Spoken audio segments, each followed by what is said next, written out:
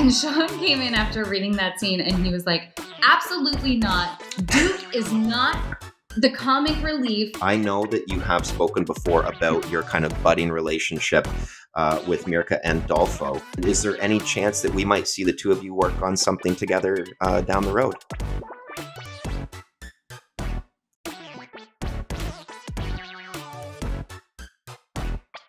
All right, so I am here for another comic conversation with the one and only Katana Collins. Katana, how are you doing today?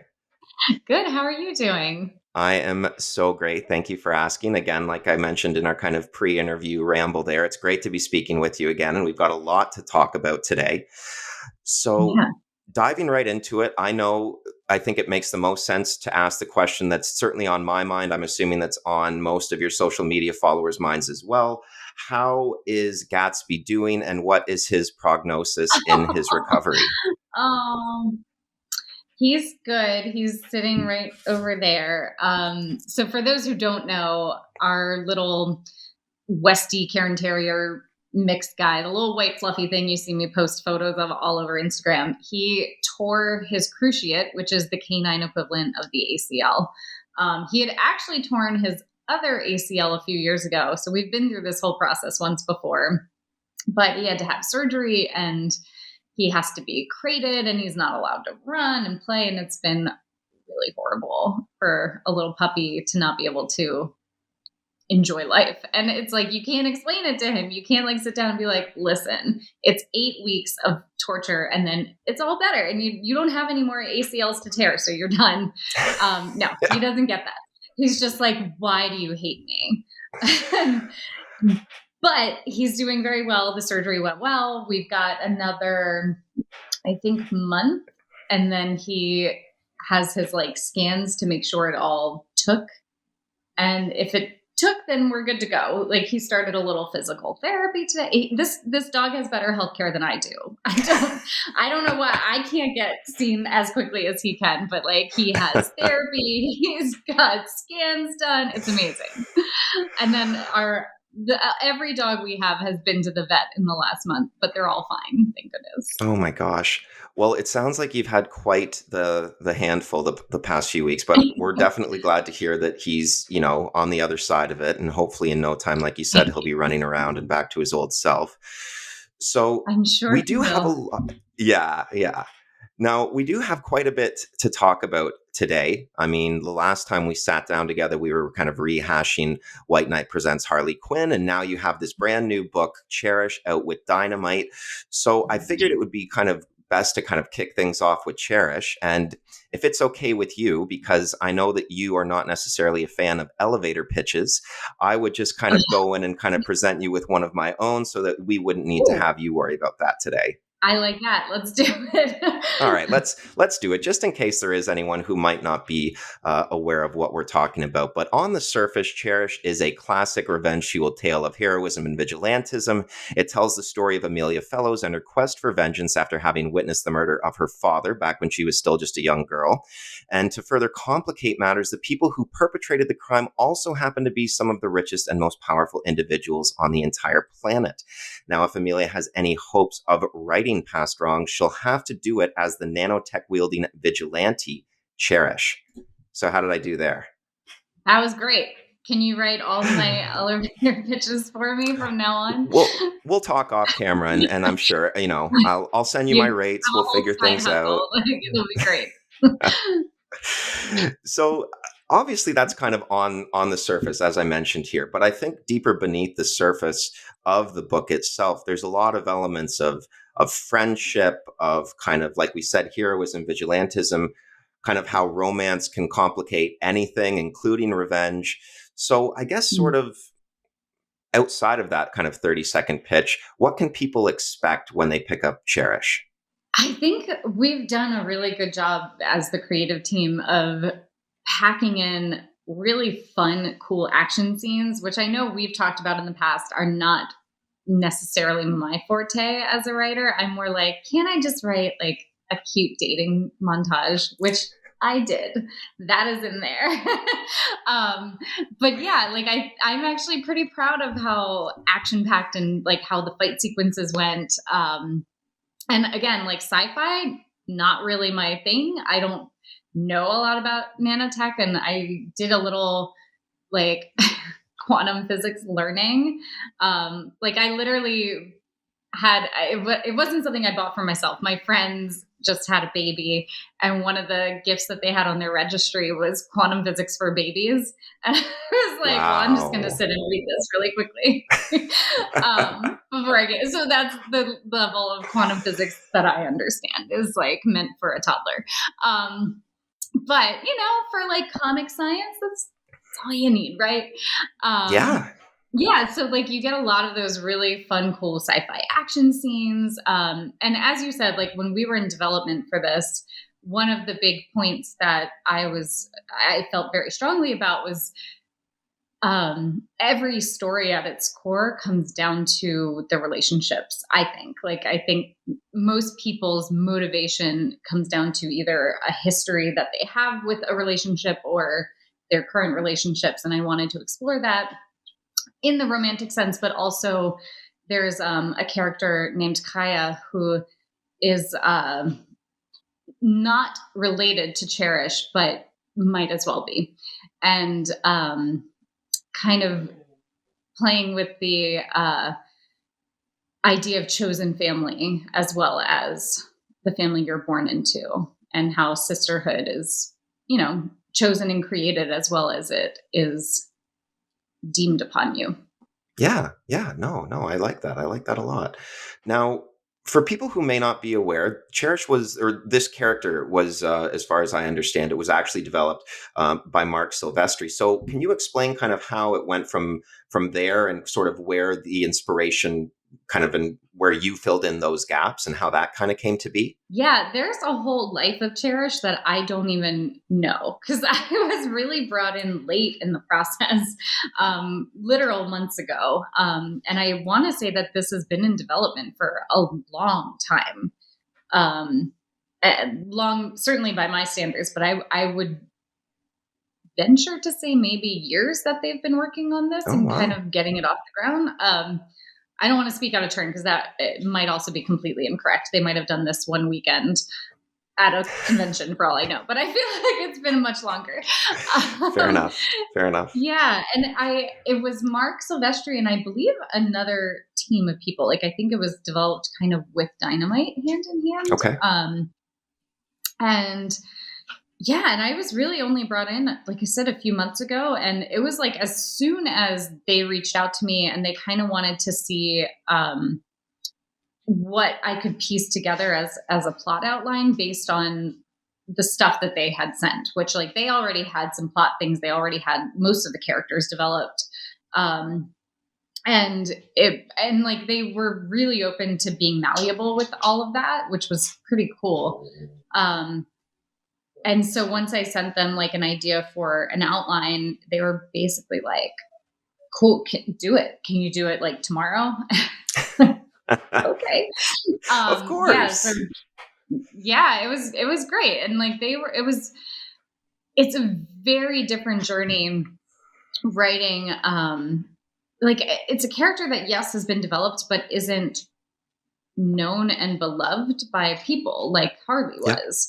So Yeah. it's a very different experience, which sounds obvious, but I don't think it's something you really understand until you're in it how different that is. There was a lot of parameters around Harley, and there were a lot of parameters around this too, but because no one knows those parameters, it was easier to like push those boundaries a little more. Yeah, yeah, Yeah. I can completely understand that.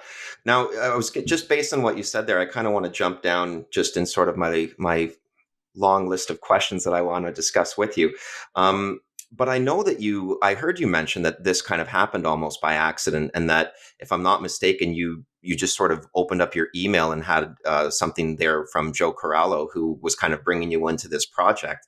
And I Yeah. guess I kind of wanted to get your kind of viewpoint, because you having a bit more of a unique background in that you're a novelist before you came into the world of comics. I can imagine you have spent years, kind of cutting your teeth, making a name for yourself, and doing everything imaginable to get your name out there. So how does it feel when you're kind of making this segue into a brand new medium and you're almost being headhunted by some of these people? It's not that you're kind of singing for your supper anymore. They're literally coming to you saying, hat in hand, write our book for us. Does that sort of does I that is mean, that is it humbling? Is it kind of strange at all, or does that not even process for you? I I think you're giving me a lot more credit. There's not a ton of people knocking down the door, but it was really a great email to see in my inbox that morning. We've known Joe for a little while now, and he's a great editor and a great creator of his own right. Um, and just yeah, I think it was you're right. Like, I've been doing this a while. I've been writing and creating stories, but romance is just a completely different ballpark. It's like, I work for myself. I set my own deadlines. Like, that's how I make most of my living. I used to have, a publisher when I wrote romance, but I just, it's so much better to be indie published these days, at least in that genre. Hmm. Um, and so I'm not used to anyone needing me or wanting me, because I just do my own thing most of the time. And that's the version of comics that's so kind of bizarre and like alternate universe reality for me.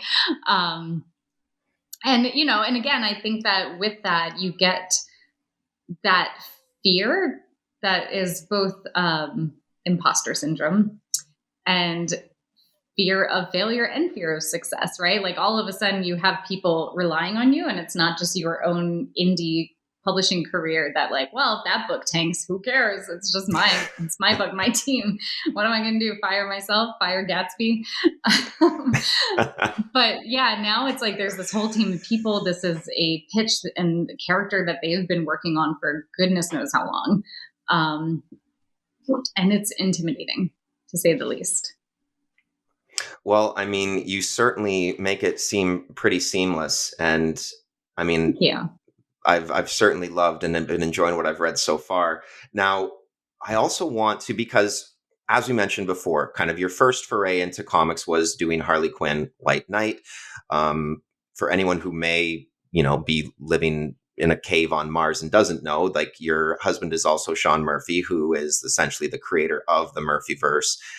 I guess I kind of wanted to ask you, and we touched on this a little bit before, but the creative process for Cherish in comparison to Harley, I guess, what are the sort of pros and cons of having your partner as your romantic partner, as also your creative partner at the same time? I mean, was that sort of a relief this time around to kind of be able to separate work and personal life?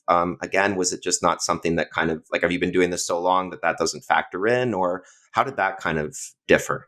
Yeah, I mean, that's a really interesting question, and probably a topic I could talk on for an hour. um, there, I was really happy to have a project that was not linked to Sean. Um, it's nice to kind of cut your teeth on your own thing, which obviously, as we talked about, like, I've done my own things, but not specifically in comics. Um, and while that would be one of the pros, the con is that, like, having Sean on a book is just like a guarantee, right? Like, he's done this for so long. He's so good at it. He's so good at both mediums of writing and art that his storytelling is some of the tightest I've ever read. And, like, he jokes that I would never read his comics prior to actually doing comics myself. I would read comics, I just wouldn't read his. And while I've been kind of writing my own stuff in without his help in recent years, he'll, like, come in from the office and he'll see me, like, reading whatever plot holes, for example, and he's like, "What are you? Why are you just in here reading my books like a weirdo?" And I was like, I don't even want to tell you this because I don't want this to go to your head, but they're like a master class on storytelling. And like I do this with other creators' books as well. I do this with like, James Tinian and Scott Snyder and Tom King. Like I'll read a bunch of books that are really great examples because I'm kind of getting a sense of that timing and the page turns and where you want to kind of end each page on a cliffhanger. But specifically, I was like, it would be stupid not to read Sean's book, right? And he jokes that it took 20 plus years of being together for me to read one of his books. You never happened to thumb through the pages of Punk Rock Jesus or anything like that prior to this, eh? Well, Punk Rock Jesus I did read when that was, I don't think I read it when it was published, but I read early iterations of the script. And that's the thing, is like, that's also why I don't think I've read a lot of his comic books, because he'll give me scripts to read before there's any art. Yep. So in a sense, I always felt like I've kind of already read this. I just haven't read it with the art storytelling component. Yeah. So by the time it would hit shelves or whatever, I was like, well, I know what happens. I know it's not the same, but I'm like, I give him some shit too. Oh, we're allowed to swear, right? Oh yeah, like no, swear all you want. Yeah. I don't know. I used to work in like children's TV, so like it's still kind of in the brain not to swear sometimes. But I give him shit too because I'm like, when was the last romance novel that I wrote that you've read? Because he doesn't, it's not his genre. That's fine. But comics are my genre as well. I completely derailed that question. So back to pros and cons. Get back to that. To flip that on the other side of like when we're working together, obviously there's both pros and cons there. The cons I think are obvious, right?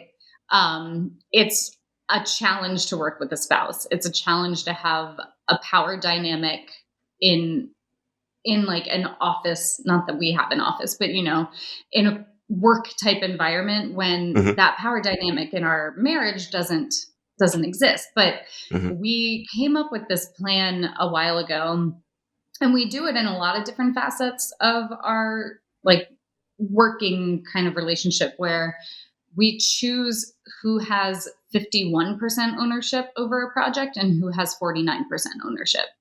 And the person who has 51% obviously gets the deciding vote on something. Yep. And the 49% states their case and maybe can help sway that choice. But at the end of the day, it's like one of you really has to take the lead on every project. And like I said, it goes back and forth with who has the lead on what. If it's a White Knight universe story, obviously Sean has that 51%. Right.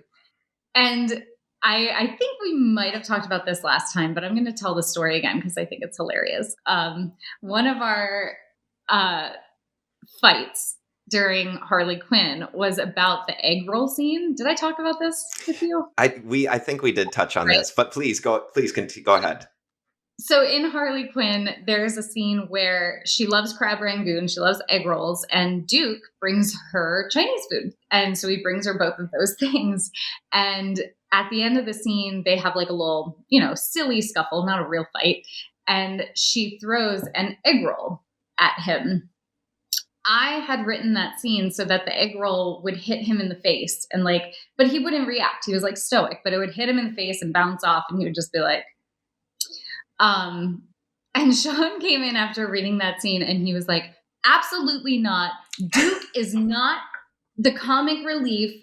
He's like the stoic, steadfast. And I'm like, I know. That's why he doesn't react. Like, she's the chaotic, right? Like, that's why she throws the egg roll and he doesn't react. Yep. And like, it was like fisticuffs type of fight over a freaking egg roll.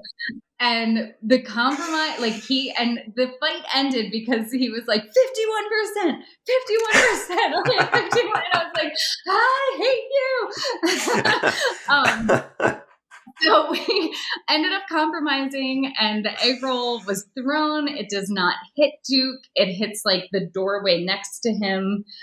Fast forward several months when the book releases and Sean's reading it, and he goes, oh, I think you're right that it should have hit him in the face. And I was like, I will kill you. So anyway, that's one of my favorite stories that like shows how like would you ever have that kind of knockout drag down fight with like an editor at DC?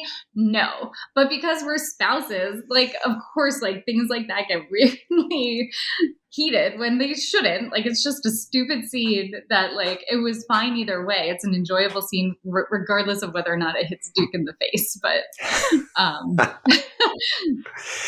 yeah. And now, when my wife watches this segment of our interview, she's going to turn to me and say, "And the moral of the story is your wife is always right." So, Yeah. I mean, you know, it's a lesson Sean keeps learning over and over again. yeah, yeah. Sometimes I the hard feel way. like, yeah, no, and I hear you. I feel like it just even in the short few months that I've been married, it's one that I continually have to reteach myself on a daily basis. Yeah. But I honestly think that that's great. I wanted to circle back to something that you mentioned there as well, where you were talking about how when you would read his scripts before they were before there was art to them, you kind of felt like you had already, you've read the story. You're kind of, that's how you sort of see things is through the words. And I know Yeah. you've talked in the past before about how writing a novel is different than writing a comic, in that you're describing the smells when you walk into the room, the description of the moon and the position of it waning in the sky. And I think it's clear to see that writing a novel is a lot more cumbersome when it comes to those more detail oriented facets. But I would also have to think that you, being someone who comes from that world, who's used to having total control, is it difficult when you have to relinquish creative power to an artist or to a partner where you don't necessarily have that sort of technical ability to, I guess, create in this, or like when you see something in your mind's eye as opposed to what's on the page, is that trust easy for you? Is it difficult? Was it a learning process, or can you talk a little bit about that, I Yeah. guess? Yeah. So for me personally, I have a very easy time relinquishing that control. Um, Okay. because I'm not a physical visual artist. There are just, to me, what I see in my head as I write a script scene is never going to be as good as what the artist is actually drawing. Um, and because that's not my strength, I think it's, you know, one of maybe my better qualities as a collaborator is the fact that I can really acknowledge where my weakness is. And that is one of my weaknesses. Like it's sometimes very hard for me to even picture what a scene should look like. And I do think that's a learned skill. Like I think it's something I'm getting better at crafting. Um, but even with that, I think one of the great things about writing comics is that it's not all on my shoulders.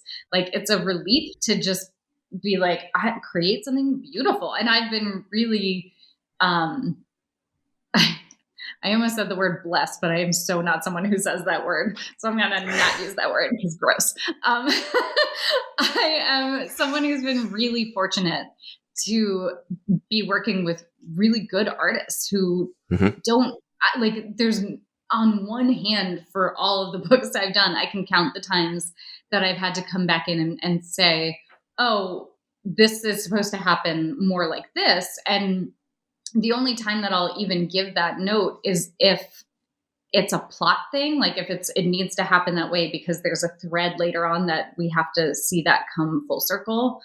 Um, and you know, even then, I think that both actually, yeah, both artists for Cherish and for White Knight Harley were from other countries, and so there's Hmm. a language barrier at times, and they both Hmm. speak English beautifully, but occasionally there's like a word I use that they interpret in a different way, and like you can kind of see that thread of why um, the language in English as a second language is like, oh, I see what happened there. Nope, that actually what I meant was this, and I have to kind of re-describe what that panel was supposed to be. And the other thing that I love is like Gabriel for Cherish on multiple occasions has come back and like in the thumbnail process has said like you know, for the I think that this would work better if we draw it like this rather than how you described. And for me, I trust the artist to know what's better for his side of the medium, you know? So I think everyone would have a very different answer for that. For me personally, it's a relief to not have the entire burden on my shoulders, and I am very happy to let an artist just do their thing. Excellent. And I also Excellent. think that's being married to Sean is a piece of that, right? Because I've seen through the years him be micromanaged by whatever, not always writers, editors, whomever, like sometimes like Yeah. a producer of a book. Um, and I see how hard it is on his creative process and how angry it makes him that there's not that trust in his Mhm. ability. No, and I can completely understand where you're coming from, and again, this is sort of a nice segue into what I wanted to kind of touch on next, because the art of Cherish, I mean, it just works so well hand in hand with your writing, and it is one of the most enjoyable elements of the book. I feel like it has this kind of really cool retro kind of Chris Yes. Claremont like 80s kind of theme to it, and it's just something that you don't necessarily see every day. And also, huge shout out to Gabriel Caetano, the artist as well. And I know you've spoken about trusting an artist. If I'm not mistaken, before you started working on Harley, had you met Mateo, or did you have a relationship with him at all? Yeah, we did. We've been friends for a while. Right, and I thought that that was the case, but with Gabriel, that wasn't so, right? Like he was already attached, and then you came on. Is that right? I believe that's correct. Yeah, I think he was signed on before I was.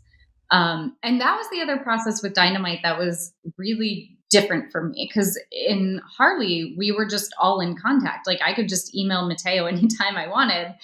And maybe that's rare. Maybe that was only because we already had that friendship, right? Like I had his email already. But in this process, there was really no direct contact between Gabriel and I. Everything went through Joe or Dynamite specifically. And he and I actually touched base on social media and would direct message each other that way, just because I was like, for me, it was just too weird. I was like, I like having personal relationships with the people I work with. I like Hmm. knowing you. Um, so yeah, like he and I became friends on Instagram and we kind of talked DM that way. Um, Hmm. but I don't know if that's a comic thing. Like I don't know if it was an intentional. Um, yeah, like I'm not skilled enough and I haven't worked enough in comics to know if that's your average way of doing business in comics or if that was just sort of a rare, I don't know, environment that happened here. And I think I can certainly understand or relate to what you're saying. In my experience, I find that the beauty with comics is that it is a collaborative process, and I think the greatest books are ones where the script and the art complement one another, where there's no there's no one-upsmanship present Yeah. whatsoever. It's not one person trying to outdo the other. And certainly when I kind of thumb through these pages, that's exactly the kind of impression that I get. So whether that is kind of accidental or something that you've kind of forged in a very short period of time, it does definitely show. Um, Oh, good. now, I'm glad. yeah, no, of course. And I also, again, speaking on the topic of friendship, this is kind of funny how we're just kind of going one into the other here. But speaking about kind of friendships and in comics, I know that you have spoken before about your kind of budding relationship with Mirka and Dolfo. Um, Mm. I was just kind of wondering, how did the two of you cross paths, and is there any chance that we might see the two of you work on something together down the road?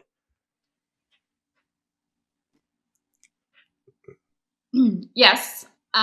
So we met at Emerald City Comic Con. When was that? Probably 2 years ago. Because like they had scheduling, like the schedule was real wonky with COVID. So it was maybe fall of 2021 was when we met. And it was basically like I was circling the floor of Artist Alley. Well, do they call it Artist Alley there? Whatever, the artist section. And I saw her stuff and I just sort of stopped to thumb through it. And it's so beautiful. And her book, Sweet Paprika, is romance. It's erotic romance. And, so for me, I'm like, oh, it's my worlds colliding. and, um, yeah, so I like thumbed through some of her sketchbooks. I bought one. I took it back to the table and showed Sean, and he was like, "Oh my god, these are just beautiful." And so then he was like, I want to meet this person." And like I had met her very briefly, but she does a lot of commission work at shows, so she was very busy. And so I brought Sean over to introduce them as well, and yeah, like that was basically the beginning of the friendship. And we do have a couple of projects that are in discussion that I don't think are announced. I don't know. See, this is the other thing, right? Like, again, I'm my own boss in romance. If I want to announce a book, I fucking announce the book. And now I'm like, I don't know what I can talk about. Like, I don't know what I can say. But we're very excited, she and I think. So keep an eye out, because I think those announcements are coming soon-ish. Well, and again, we'll certainly be looking for them, because again, it does seem sort of kismet. I mean, like you mentioned, you're both kind of from the world of romance. You're both comic creators, and you both have kind of had your own personal spin on Harley Quinn as well. So I do think that that's, certainly an interesting combination. Now, not wanting to get anyone in trouble, most certainly, as you mentioned here, because again, I understand announcements aren't necessarily your own to make. But I saw in a recent interview that you gave with the guys over at PCP that there was something in the works with Dynamite that you were not supposed to talk about.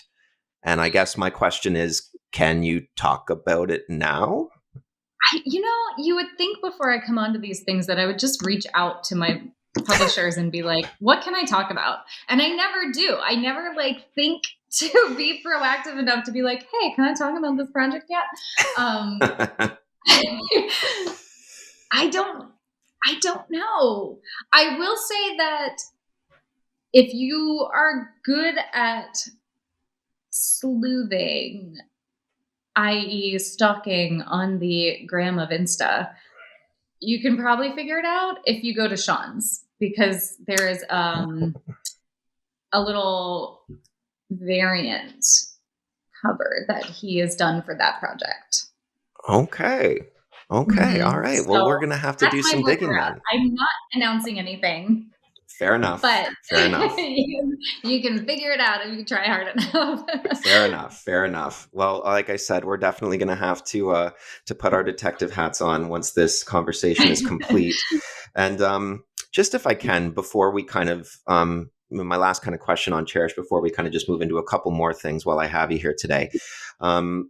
Again, my understanding is that right now Cherish is sort of slated to be a 5-issue limited series. You and Joe have talked about, obviously if the demand is there and it's selling out of, stores and off the shelves, then by all means, there's always a possibility that things could go on. But I could imagine, or I would have to imagine that as a writer, being tasked to come up with an ending that is both finite and open-ended at the same time must be challenging. And I guess, how do you go about tackling something like that from your perspective? You are speaking my language. Like, I don't know. Do you have an answer to that question? So we actually just wrapped up writing, or I just wrapped writing the 5th issue, and it's in the process of being drawn right now. And it was probably one of the most challenging things I've had to do to make that, again, like, as you said, open-ended enough that if they want to continue, they can. But wrapped up with all those loose ends tied so that people don't feel cheated out of a full story that's complete. Real challenging. I think I wrote 3 different endings for that book that I was just like, I don't know. Joe, what do you like? What do you think? And some were a little more cliffhangery than others. And one was like very complete, where it was just like, here you go. This is the story. Hmm. And if we do another one, we would have to sort of create the new conflict all over again. Okay. And we ended up going with the one that's kind of in the middle of both. So a little Okay. bit of a cliffhanger, but pretty wrapped up in a neat bow.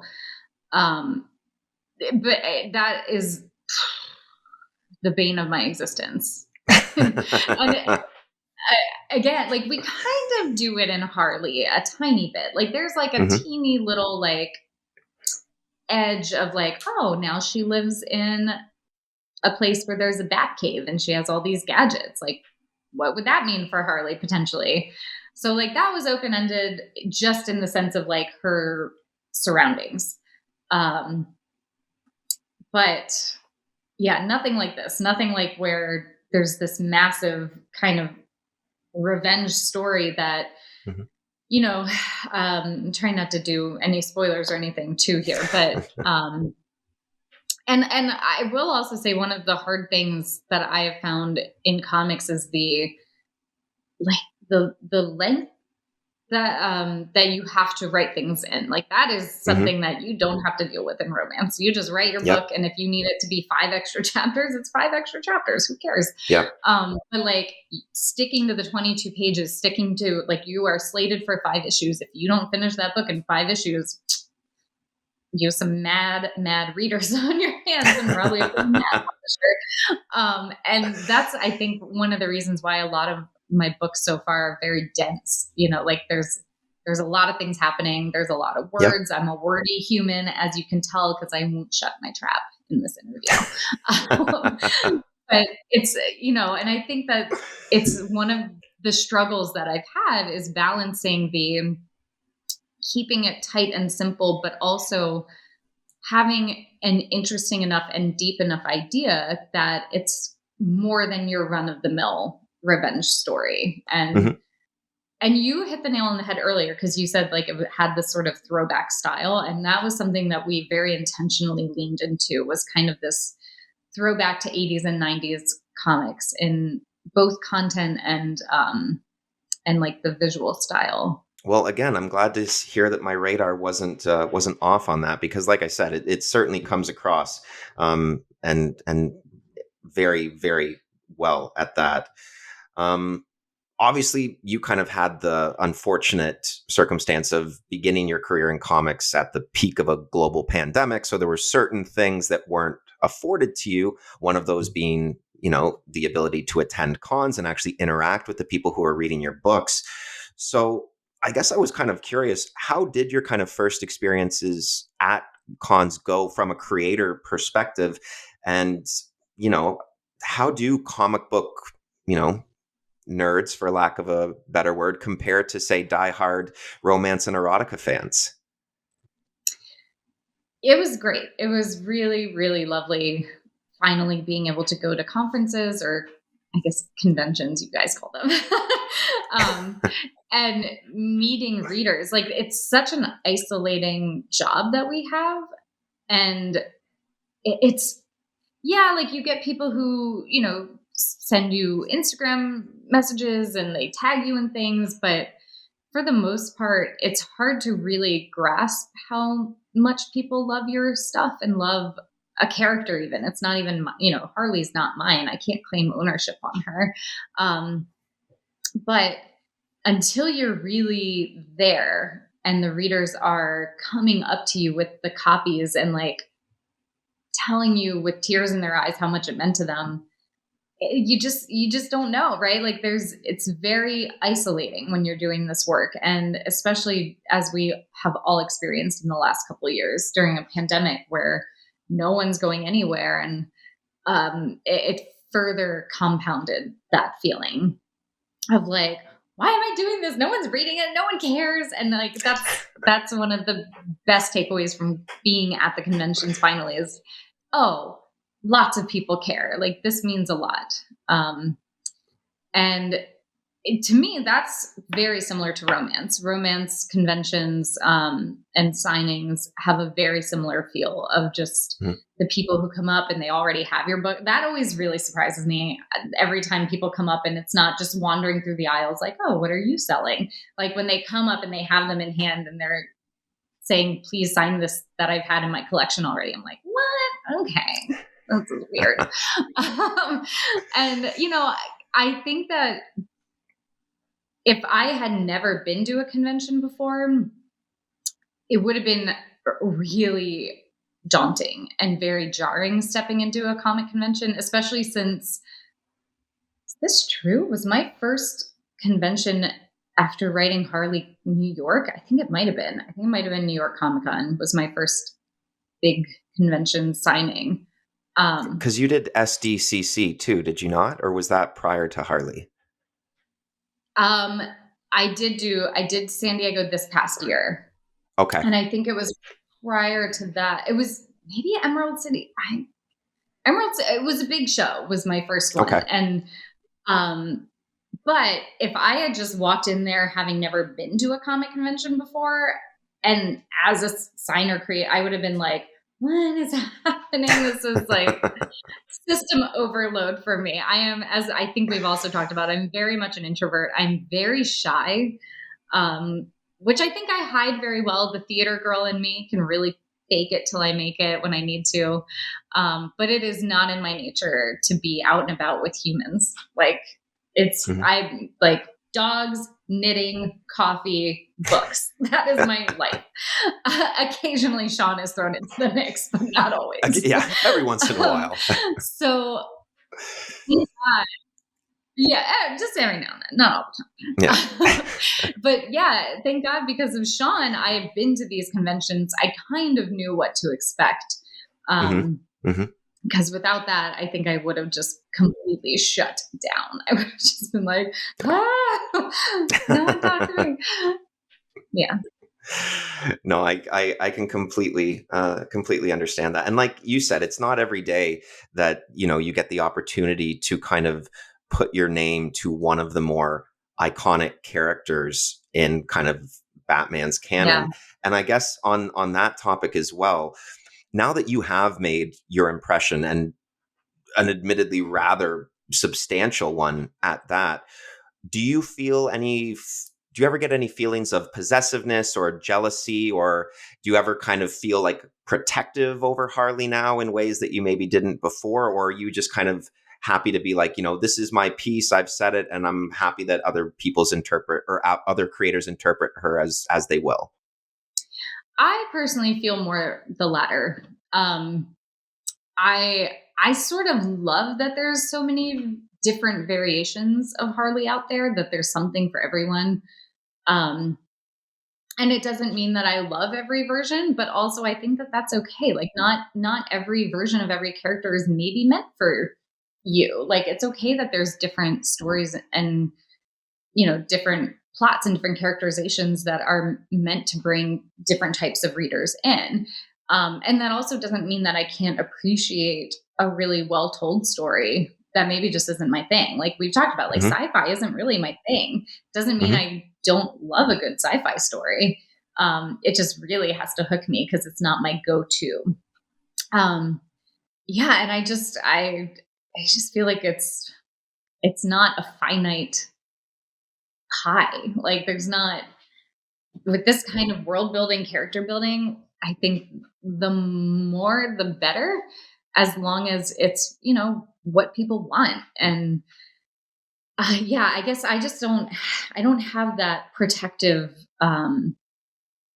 bubble around things like that I adore. I think well done stories and characters are all that matters. And yeah, the more the No, better. I that's don't know. I no, might be no, in the and that's minority no. there though, I because can I feel completely like agree. there's a lot of people who are like, no, this is sacred. Don't mess with the sacred. But um, yeah, I love that I got to kind of tell the version of Harley that I've always wanted to see. And again, I'm sure we've talked about this, but including but not limited to being a new mother, postpartum depression, the the feeling of who am I now that I'm no longer villain and all these other things have happened. And um, yeah,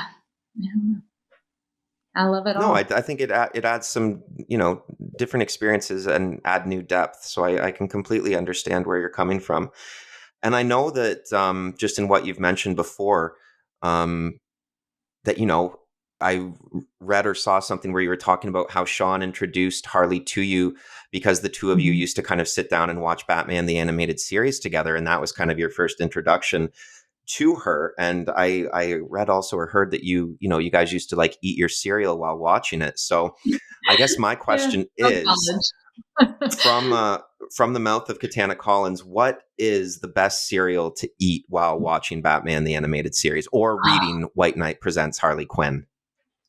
Oh man, the best cereal. I mean, this is basically like what is my personal favorite cereal or what really matches, like You what can go both matches. if you want. There's no wrong way to answer. I my first thought was like Count Chocula, but only because there's like bat related themes there. Yeah, yep. um, Good but choice. that's certainly not my favorite. I mean, I feel like my cereal choices are a little boring. Um they're not that unique. Like I love a good fruity pebble. I love a good Oh, sugar that's fruity pebble. Also, I thought you were going to say protein. shredded wheat, so by all means, Oh that's Fruity no, Pebbles are God no. great. I mean, do I allow myself to have this kind of cereal ever very often anymore? No. But God, I love fruity pebbles. And pro tip, you can save the milk from your fruity pebble, steam it, and add it to your coffee for a little fruity pebble latte, and it's delicious. Oh, I'm 100% going to try that. I'm going to go to the Probably would grocery work store with right after any we finish cereal milk, talking. but fruity pebble is like weirdly delicious in coffee.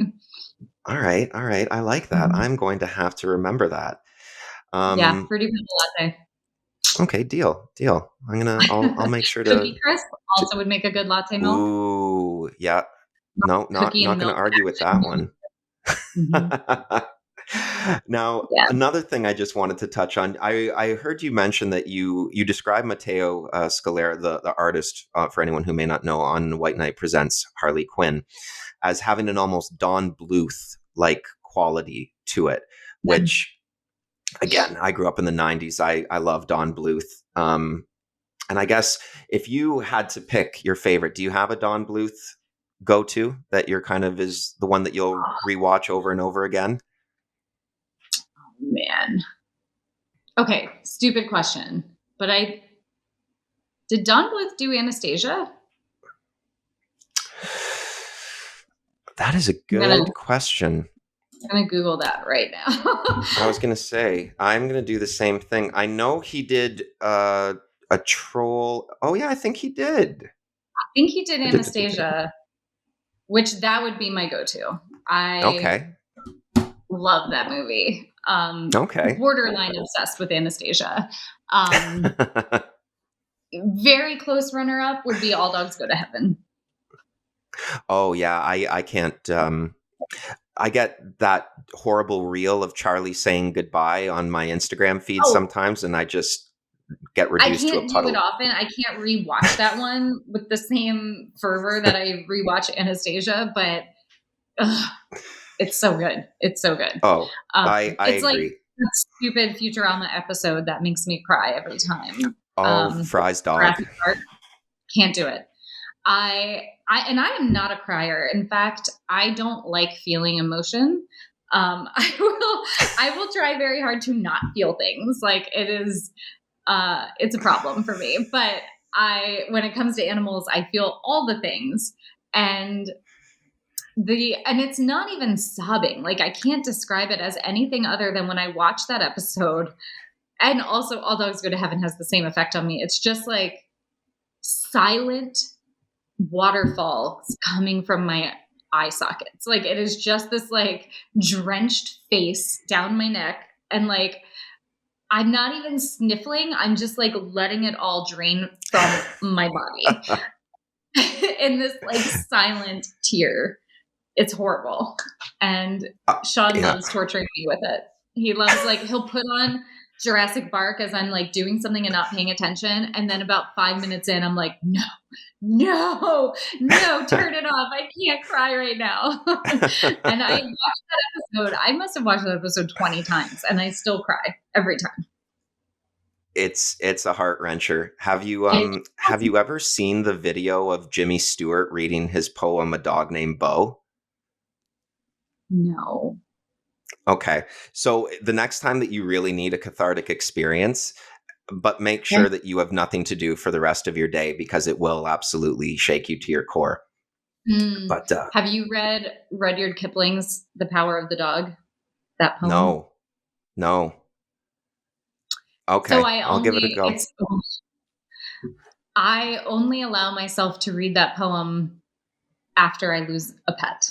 And it's the only time I will read it because it's usually when I just need to I don't know why I need to feel more because at that point I'm already feeling all the stupid things that my body feels and grief and sadness. But it's the only time I allow myself to read that poem is in the passing of one of my animals, and usually if I'm like spreading their ashes or something.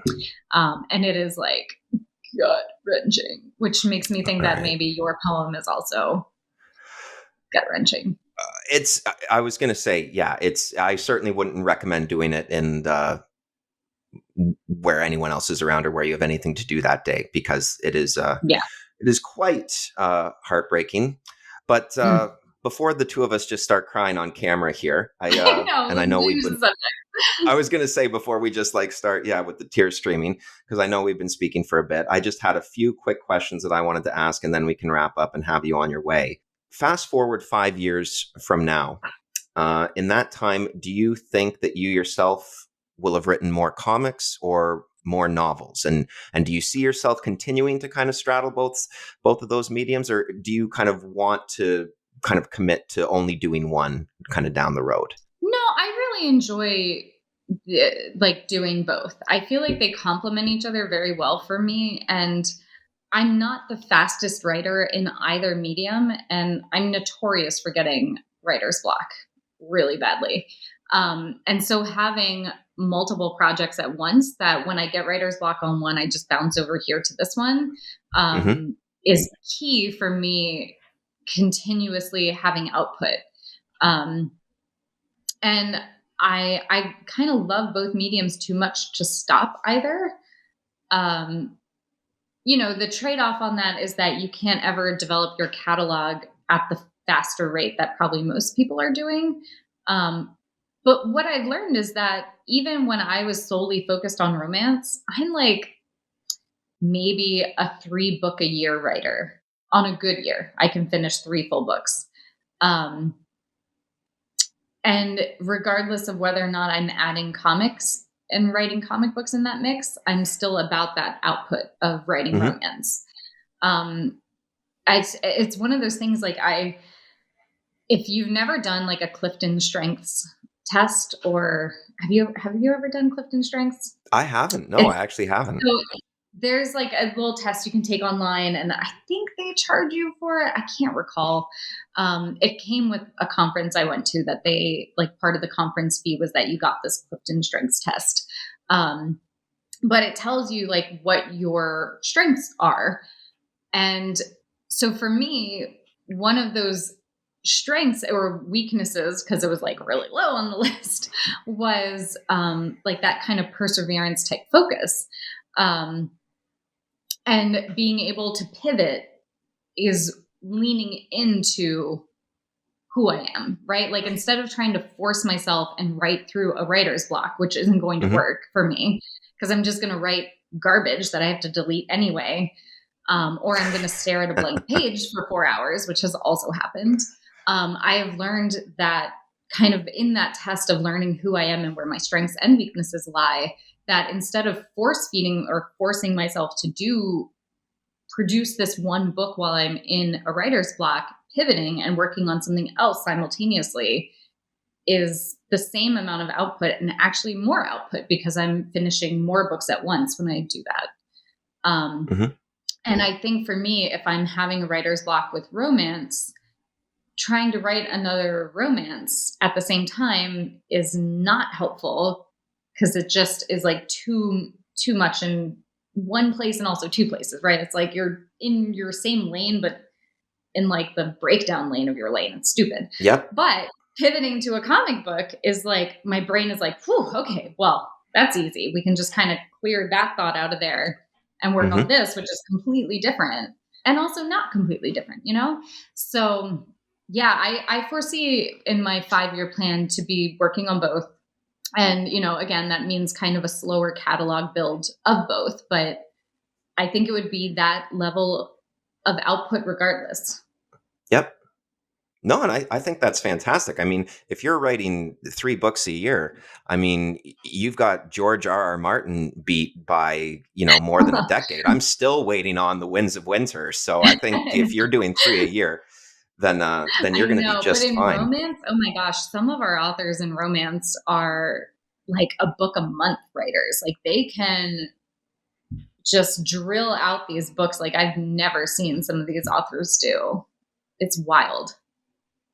Well, speaking of kind of on the topic of writer's block, can your fans expect any more Disney parody songs that Oh, kind of are born from your writer's block? Because I know I've certainly appreciated the aerial part of your world on your TikTok, and I was just wondering, have you thought about maybe a career as a parody artist? Because I certainly thought that you showed promise in that video. thank you. Thank you. That was a very fun video. And it was literally done while I had writer's block, which is kind of a problem. Um, I had started writing one set to Journey. The Journey. Oh God, what is the song called? The Don't Stop Believin'. Yep. I had one that I started writing to that, but then I stopped having writer's block, and so I stopped writing songs because I was like, oh, the book, right? I would love to do more of those if I have the time because they're silly and fun. Well, I mean, I would certainly like to see some, and I think your fans would. And while we're kind of on, the topic of social media and TikTok, I'm a millennial born at the tail end of the '80s, which means I'm certainly adept enough to have survived being the beta generation of internet, but I'm certainly far too stupid to use it in any lucrative sense. So, being that you are kind of this budding TikTok influencer, what is or is there a secret to nailing a TikTok voiceover the first time through? Honestly, I've never nailed a voiceover the first time. TikTok is such a time suck that both as like a like someone who's ingesting the information on TikTok and creating it. Um, yeah, I mean, I don't know if there is any tip to get it right on the first go.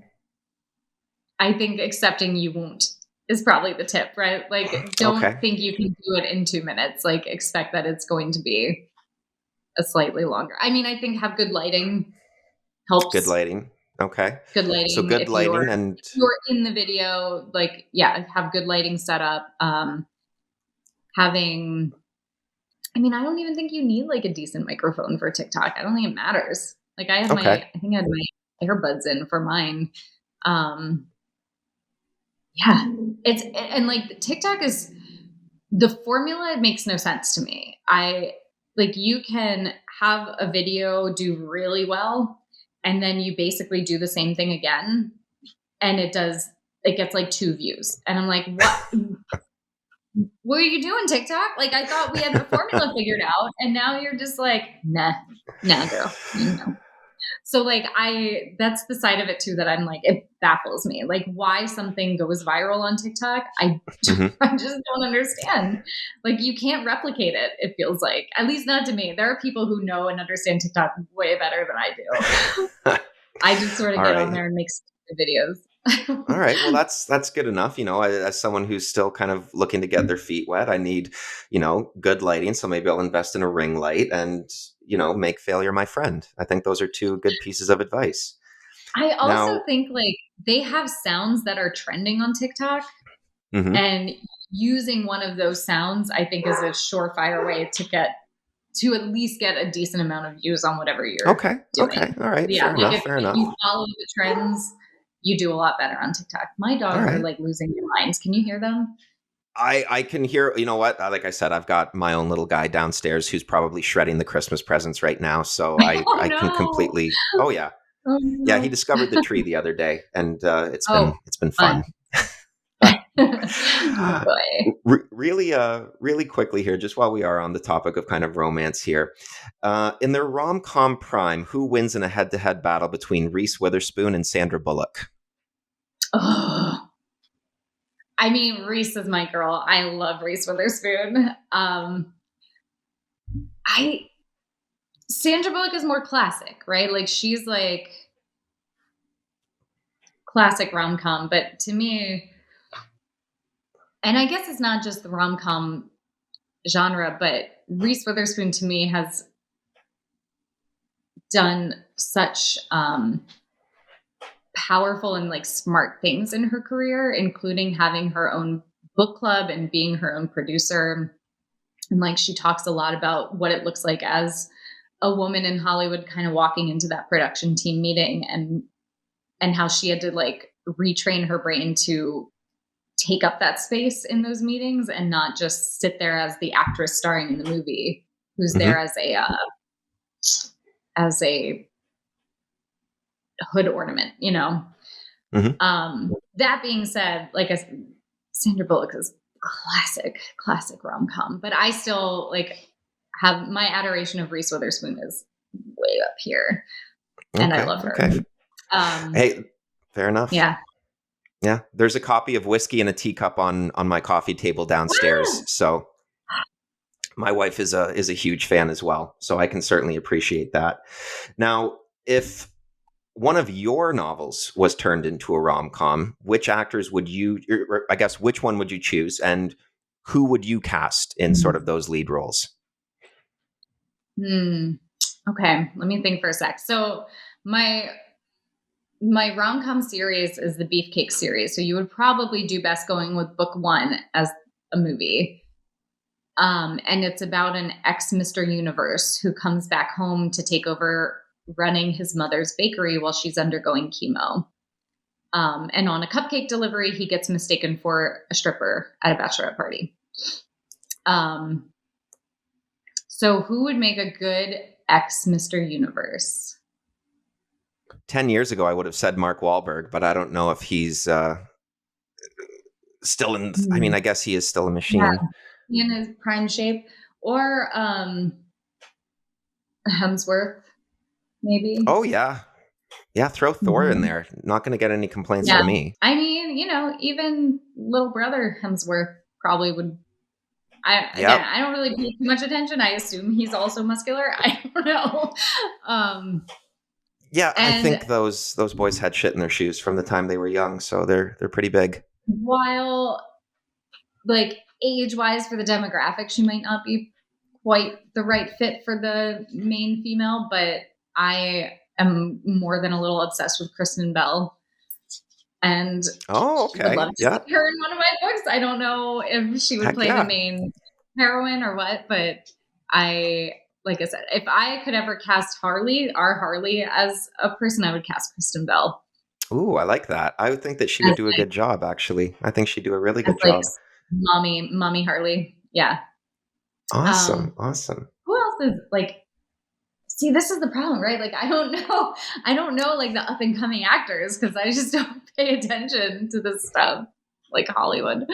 Um, I'm trying to think of like some really like cool female actresses right now, but I don't know. Do Can't you go have any wrong with ideas? Zendaya. Oh yeah. Oh, and I do. I also love Tom Holland. There you I go. don't think he. I don't think he fits X Mr. Universe though, but he is adorable and she is adorable and they're adorable together. That's assuming that they are still together. I think they're together. I don't know. All right, two more things here, and I'll let you go. But I did want to ask you, what is it about yellow mustard on Oreos that tastes so good? Mm. So I can't explain the science of it, but it tastes to me that the yellow mustard, like you don't want a lot, like a little dollop on your disc. It takes on like a sweet vinegar taste rather than tasting like yellow mustard. Okay, Um, so it adds like it takes down the sweetness of the Oreo and adds a little more like zip to the flavor okay, rather than just okay, eating the Oreo cookie. That's how I would describe it. Now, no okay. one in my household agreed with me. They all thought I was crazy. But like Sean was literally like, "Are you pregnant? Why are you eating Oreos and yellow mustard? What's happening right now?" Newsflash, TikTok told spoilers. me to do it. I am not pregnant. But I don't know. It just to me it tasted good. All right. Well, I'm gonna have to take your word for it. I do have to try that. And I also wanted to thank you because I now know that koala bears carry chlamydia. And I feel like that is a random trivial pursuit fact that I'm bound to bust Yep. out at some party while Absolutely. You intoxicated. are gonna win trivia night someday with that little factoid. So I guess how on earth, like, are you just a Discovery Planet kind of person, or how did you kind of stumble upon that most random So of facts? we met at New York Comic Con. This wonderful reader who lives in Australia, and she works at. I don't think it's specific to koalas, but she works at like a wildlife rehab center. And in her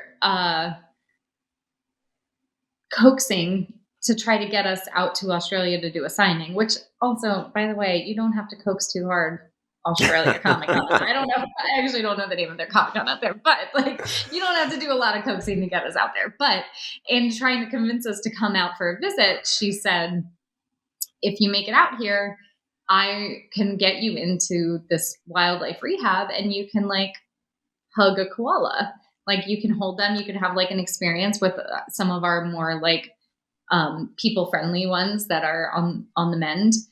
And my little animal loving heart nearly exploded at the thought of hugging a koala. And then I forget who it might have. I don't think she was the one who said it. I think it was someone like next to her or behind her. And I don't think it was her partner either because her partner was also there. But someone like unrelated to her and them made the statement that just don't catch chlamydia. And I was like, what? What are you talking about? And that's how I learned it. That someone randomly like shouted out at New York Comic Con that koalas have chlamydia. And I was Wow. like, that kid, what? That's not true. And it is true. I mean, not like they're not like born, they don't all have it, but yeah, they like can get it and they carry it. And it's, I guess, kind of rampant in the koala community. I don't know. Yeah. So Well, that's how I learned that one. But I do love Discovery Channel and I do watch I forget the name of it, but the Bindi Irwin show that like she talks about their little oh yeah. Yep. yeah. So I No, do that have whole like family great is great. oh my gosh. They're my I love them all. I want to be a part of that family. Yeah, I think Robert is one of the most accidentally hilarious people on social media. So just it sounds cruel, but watching him get bit by snakes and all collection of whatever is just too much. But And oh my on that gosh, he note, looks so much like his father, I right? I'm like, know, I gosh, know. As someone who grew up watching The Crocodile Hunter, like I said, I have nothing me but love and too. respect for Steve Irwin and the whole family at the Me too. Australia Zoo. Yeah. But on that note, I know we've been speaking for quite some time now, so I feel like this is the perfect spot to wrap it up. You heard it here first. Chlamydia is carried by koalas, so be careful if they try to hug you when you're out and about. Katana Collins, it has been an absolute pleasure speaking with you. Thank you so much for taking the time. For those of you watching, get out there, add Cherish to your collection, make sure that it's on your monthly pull list, and exciting things to come. Yeah, issue 2 comes out soon, next week, right? I don't know. Why would you know that? I should know it, but I don't. Comes out soon. Yeah, thanks for having me. It's always great chatting with you. I always have a good time here. Likewise, and I look forward to following what's coming, and we'll do some sleuthing and maybe see what we can't discover. Yeah, little Instagram sleuth. I don't know why I did this. Instagram would be this, right? I like it works. It works. Jazz fingers. Yeah. All right, comic book friends. My name is Jordan Clays on behalf of Comic Conversations, and we've been speaking with Katana Collins. Take care.